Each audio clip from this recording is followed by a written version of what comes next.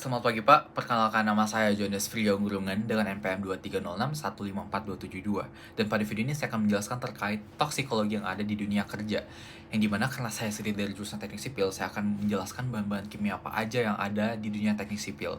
Nah, ini adalah lab struktur teknik sipil yang ada di Universitas Indonesia. Dan satu-satunya bahan kimia yang selalu kita temukan sebagai anak teknik sipil di lab struktur ini adalah sebuah semen.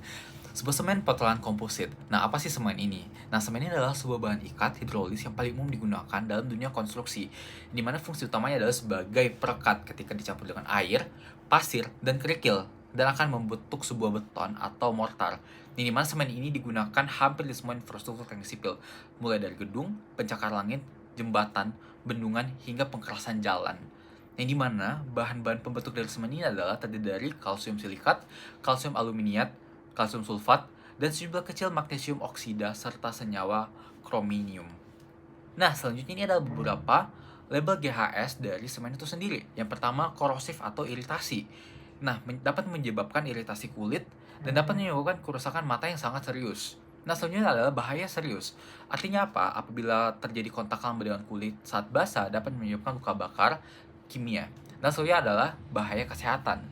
Dapat menyebabkan reaksi alergi pada kulit, iritasi saluran pernafasan jika terhirup.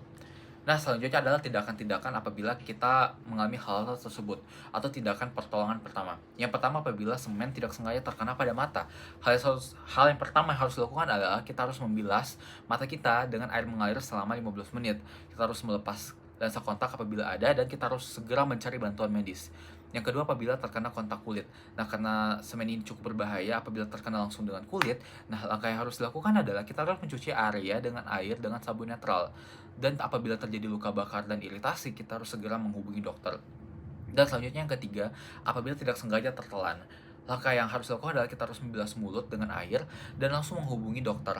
Dan yang terakhir adalah apabila kita tidak sengaja menghirup dan kita merasa aneh dengan hal tersebut. Nah, hal yang perlu kita lakukan adalah kita memindahkan korban dari tempat tersebut ke tempat yang jauh lebih aman atau memiliki udara yang segar atau di ruang yang terbuka agar mereka bisa dapat bernafas dengan lega, dan kita harus juga menghubungi dokter apabila keadaannya itu sangat-sangat tidak darurat. Nah, selanjutnya adalah langkah-langkah yang dilakukan untuk melakukan penanganan atau hal tersebut tidak dapat terjadi atau kita mencegah hal tersebut terjadi. Yang pertama, pada saat kita ingin melakukan sesuatu, kita harus menggunakan APD atau alat pelindung diri yang seperti terdiri dari masker debu, sarung tangan, baju dengan lengan panjang, kacamata pelindung, dan juga menghindari debu yang berteberangan. Nah, karena kita pada umumnya ngelihat pada para pekerja seperti tukang yang hanya menggunakan sarung tangan. Ini khusus untuk orang-orang mempunyai kulit sensitif dan memiliki hal sangat sensitif terhadap semen.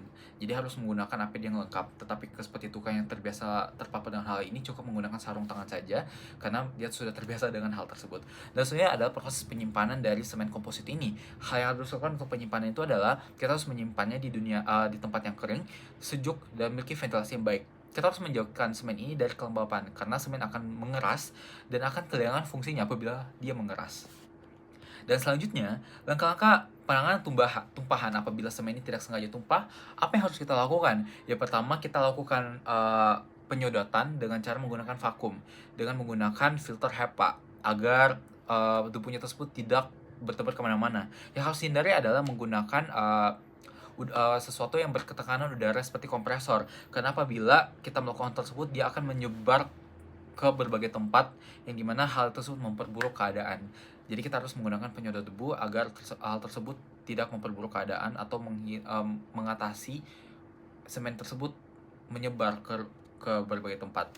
Dan selanjutnya adalah bagaimana cara kita membuang limbah dari semen ini sendiri. Nah, di sini ada dua jenis semen. Apabila semen tersebut sudah mengeras, hal tersebut dapat dibuang sebagai limbah konstruksi saja. Tetapi apabila semen tersebut masih dalam berbentuk bubuk atau sisa air cucian semen, hal tersebut dapat dikatakan semen tersebut bersifat basa atau pH-nya itu cukup tinggi, yang dimana tidak boleh dibuang secara sembarangan ke lingkungan karena dapat berdampak ke tanah dan lingkungan sekitar. Maka yang harus dilakukan adalah limbah cat tersebut harus dinetralkan terlebih dahulu dengan melalui proses sedimentasi dan penyesuaian pH. Apabila semuanya sudah sesuai, barulah kita dapat melepasnya ke dalam lingkungan. Dan itulah penjelasan saya terkait semen komposit. Lebih dan kurangnya mohon dimaafkan, saya ucapkan terima kasih dan sampai jumpa lagi di video.